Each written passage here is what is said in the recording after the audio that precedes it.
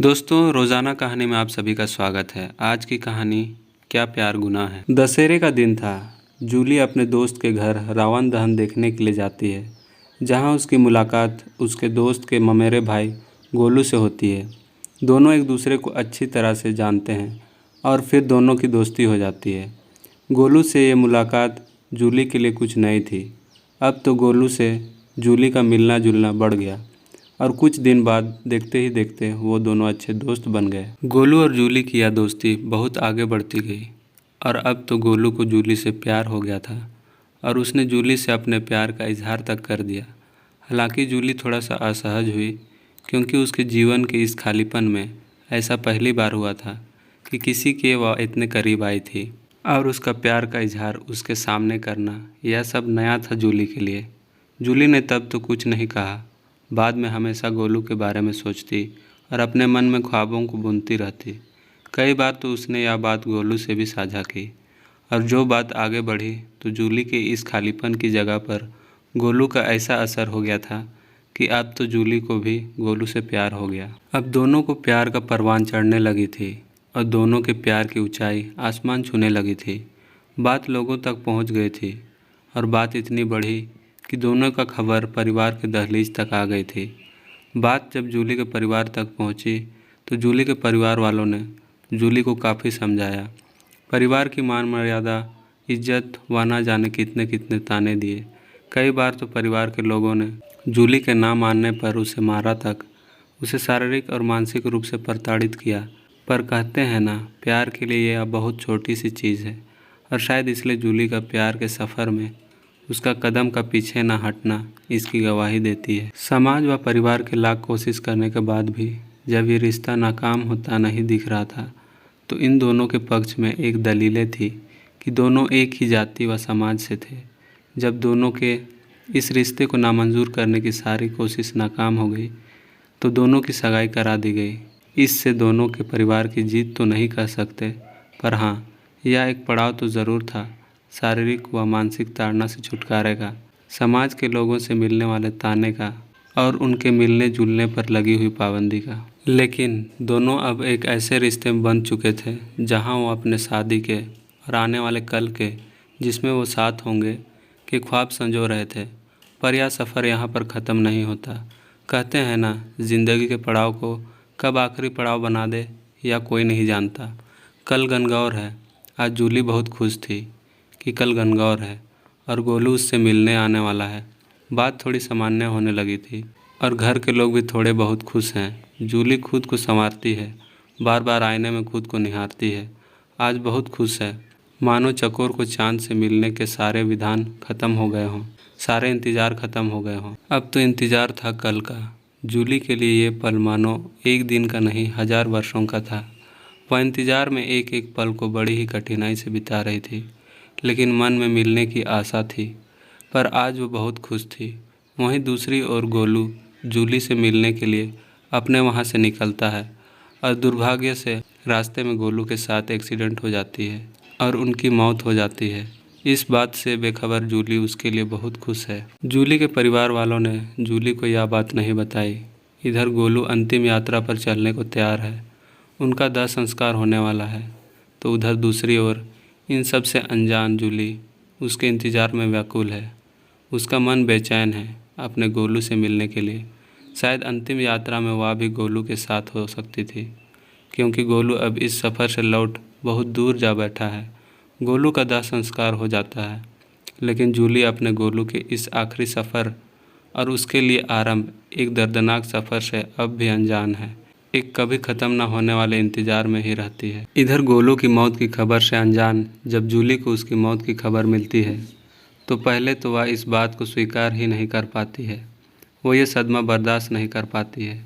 उसका मानसिक संतुलन इतना बिगड़ जाता है कि अब वह ज़ोरों से चीखती है, चिल्लाती है और उसकी ज़ुबान पर एक ही लफ्ज़ बार बार आता है कि मेरा गोलन कहीं नहीं गया। मेरे गोलू, जिसके लिए कल मैं पूजा करने वाली हूँ, वो गणगौर के पूजा में शामिल होने ज़रूर आएगा। उसने मुझसे ना भूलने का वादा किया हुआ है, इसलिए गोलू ज़रूर आएगा। मेरा गोलू ज़रूर आएगा। कभी चीखती है, कभी ज़ोर से चिल्लाती है, तो कभी अचानक अपने आप को सन्नाटे में बदल देती है। फिर उस सन्नाटे को चीरती हुई अपने चीख पुकार से हमेशा एक ही बात दोहराती है कि मेरा गोलू ज़रूर आएगा, मेरा गोलू मुझे छोड़कर नहीं जाएगा। अब इस बात को हुए महीनों बीत गए हैं, पर उसकी ज़ुबान में बस एक ही बात है, मेरा गोलू मुझे छोड़कर नहीं जा सकता, वह ज़रूर आएगा। इन सब के बीच परिवार के लोग व समाज के अन्य लोग जो इसके प्यार को नाकाम करने में अपने तमाम कोशिशें कर चुके थे, वह लोग जो कभी ना जाने कितने ताने सुनाया करते थे तो कभी तानों की बरसात कर दिया करते थे, आज उनकी आंखों में भी आंसू थे जूली की हालत देखकर। आज वो लोग भी उनके प्यार की बात कर रहे थे जिन्होंने कभी उनके प्यार को नहीं समझा था, और दुआ कर रहे थे जूली के जल्द ठीक होने की, उसकी ज़िंदगी की खुशियों की दुआ मांग रहे थे। क्या उनकी आंखों में आंसू पछताव के आंसू हैं? क्या समाज व परिवार के लोगों की हमदर्दी से उसकी सोच में परिवर्तन की कोई किरण झलक रही थी? क्या जो लोग कभी इन्हें ताने दिया करते थे वो आज जो भगवान से प्रार्थना कर रहे हैं इसके ठीक होने की, क्या ये उनकी दिल की गहराई से की गई प्रार्थना थी? जूली की ज़िंदगी की शुरुआत होने से पहले ही ख़त्म होता दिख रहा था। खैर बहुत दिन गुजर गए थे। अब जूली खामोशी के साथ रहने लगी थी। अपनी खामोशी में अपनी घुटन को छुपाए बैठी रहती थी, किसी से कुछ नहीं कहती, अपने जज्बातों को अपने सिरहाने में समेटे रहती। रात में उसकी सिसकने की आवाज़ बस उसके कानों तक ही जाती थी, किसी और का कंधा उसके रोने के लिए था भी तो नहीं। इस बीच परिवार की ओर से दलील दी जाने लगी कि अब कौन करेगा इससे शादी, और यदि बेटी की शादी नहीं होगी तो समाज में लोगों के बीच क्या मुंह दिखाएंगे। यह सोचकर गोलू के छोटे भाई से जूली की फिर से सगाई करवा दी गई। ना चाहते हुए भी जूली को फिर से एक रिश्ते में बांध तो दिया गया, पर वह महीनों वर्षों तक जिंदा होकर भी मरती रही, सहती रही सारे ताने, सारी ताड़ना। अब वह जिंदा होकर भी मर चुकी थी, थक चुकी थी। अपने ज़िंदगी के सफ़र में अब वह इतना थक चुकी थी कि धीरे धीरे अपने हालातों से समझौता करना सीख लिया था उसने, और शायद इसलिए अब वो खुश रहने लगी थी। परिवार के अन्य सदस्यों और लोगों के सामने अपने दुख को छुपाने की पूरी कोशिश करने लगी थी। फिर शुरू हो गई इस समाज के अन्य लोगों की अपनी अपनी दलीलें, फिर से लांछन लगाना शुरू कर दिया गया, और प्यार का मजाक बनाने का एक और नया हथकंडा मिल गया शायद उन्हें। अब उसकी खुशी पर ना जाने कितने बातें गढ़ने लगे कि देखो कितनी खुश है, मानो कुछ हुआ ही ना हो। ध्यान रहे ये वही लोग हैं जो कुछ ही समय पूर्व जूली की हालतों पर आंसू तक बहा रहे थे और भगवान से प्रार्थना की थी उसके जल्दी ठीक होने की। आज वही लोग इस पर चरित्रहीन के आरोप डाल रहे थे। इन सभी बातों ने उसके जीवन में फिर से वही सारी समस्या को ला खड़ा किया जो उसने पहले देखी थी। मानो उसके जीवन में दुखों का पहाड़ फिर से आ गया। अब वह फिर से टूटने लगी। समाज ने तो यहाँ तक कहना शुरू कर दिया कि इसने जो कुछ भी किया था वह नाटक था, वह सारा प्यार, वह सारा दुख तो दिखावा था, वह तो महज एक छल था। और जूली से अब उसके ससुराल वालों ने फिर से सगाई तोड़ दी, ये कहकर कि हमारे एक बेटे की मौत की जिम्मेदार यही है, अब दूसरे को ना मार दे। इसके कारण हमारे मान सम्मान, इज्जत को ठेस पहुंची है, और साथ ही ठहरा दिया अपने ही बेटे के मौत का जिम्मेदार। हम उसके दर्द की कल्पना भी नहीं कर सकते हैं जिसने इस दर्द को जिया है। मैं बहुत आहत हूँ लोगों की, समाज की व परिवार की ऐसी मानसिकता को देखकर, और जिसने ये सब सहा है उसकी मनोदशा कोई नहीं समझ सकता। फिर क्यों लोग आ जाते हैं किसी की खुशियों को छीनने? क्यों लोगों को किसी की पल भर की खुशी नहीं देखी जाती? उसके दर्द को नहीं समझ सकते तो मत समझो, उसे और दुख तो ना दो। क्यों किसी को फिर से जीने का हक नहीं? आज तक उस लड़की का गुनाह समझ नहीं आया कि क्या किसी से प्यार करना गुनाह है? क्या प्यार करने से वो चरित्रहीन हो जाती है?